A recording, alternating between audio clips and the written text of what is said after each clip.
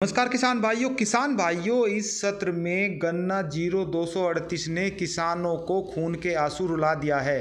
अब की स्थिति तो ऐसी होती है कि इसमें कोई बीमारी नहीं आती, लेकिन जब बरसात होनी थी तब तो हुई नहीं, और ये जो लेट बरसात हुई है इसने रही सही कसर को भी नहीं छोड़ा।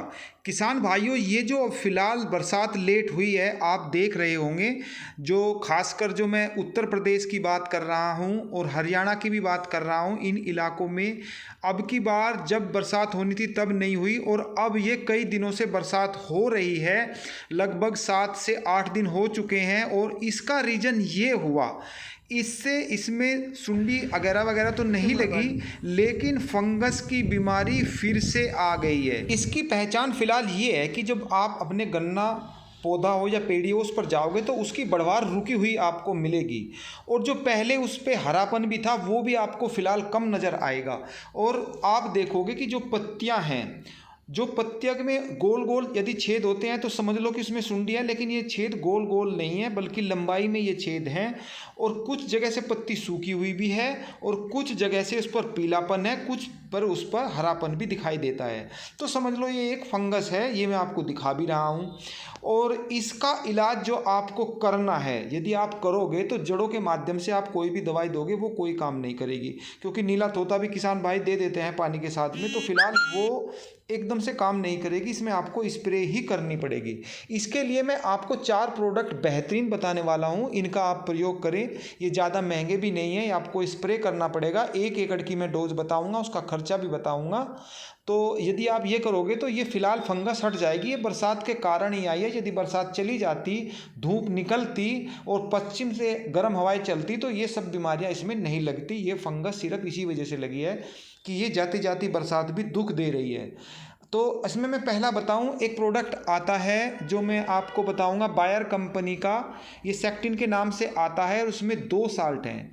एक है फिनामिडोन 10% और एक है मैनकोजेब, इसमें 50% WG फॉर्म में है, और इसका रिजल्ट 25 से 35 दिन तक रहता है। 400 ग्राम प्रति एकड़ के हिसाब से इसका आप स्प्रे करें। इसका खर्चा लगभग 1 एकड़ में 300 रुपये के आसपास आएगा। एक सिजेंटा का आता है, यदि आप इसका प्रयोग नहीं करना चाहते तो कवच के नाम से आता है, ये कॉन्टैक्ट है। इसमें सोल्ट है क्लोरोथोलोनिल 75%, 400 ग्राम 1 एकड़ में स्प्रे कर दीजिए और इसका खर्चा लगभग 500 रुपये 1 एकड़ का आएगा। अब एक परंपरागत है, UPL का साफ के नाम से आता है, कॉन्टैक्ट भी है और सिस्टमेटिक भी है। इसमें 2 सोल्ट हैं, कार्बनडाजिम प्लस मैनकोजेब। कार्बनडाजिम 12% है, मैनकोजेब 63% है। 25 दिन का लगभग इसका रिजल्ट है। 500 ग्राम 1 एकड़ में स्प्रे कर दीजिए, खर्चा होगा लगभग 300 रुपये के आसपास। अब मैं आपको एक चौथी भी बताऊं, एक्सेल का आता है, स्वाधीन नाम से है। इसमें भी 2 साल्ट हैं, एक कॉन्टैक्ट है और एक सिस्टमेटिक है। इसमें एक तो है टोबुकोनाजोल 10% और एक इसमें सल्फ़र होता है। हालांकि ये जो सल्फ़र होता है ये एक खाद का काम भी करता है और फंगस को भी हटाता है, ये हरापन भी उस पर लाएगा, तो ये एक अच्छा विकल्प आपके लिए हो सकता है। सल्फ़र इसमें 65% है, WG फॉर्म में है। 500 ग्राम 1 एकड़ में आपको स्प्रे करना है। किसान भाइयों, इसकी कीमत 600 रुपये प्रति केजी है, तो इस हिसाब से यह आपका 300 रुपये पर एकड़ का ही खर्चा इसका आएगा। तो मैंने 4 चीज़ें बताई हैं, इनको आप स्प्रे यदि कर दोगे तो ये फंगस को ख़त्म कर देगी। यदि आपको लगता है कि इसमें आपको कोई सुंडी नज़र आती है या कोई कीट पतंगा भी आपको नज़र आता है, यदि कोई उड़ने वाले जंतु इसमें नज़र आते हैं तो आपको फिर इसमें रस चूसक कीट उनको कहा जाएगा, तो इमिडाक्लोप्रिड 500 ml पर एकड़ के हिसाब से स्प्रे कर सकते हैं।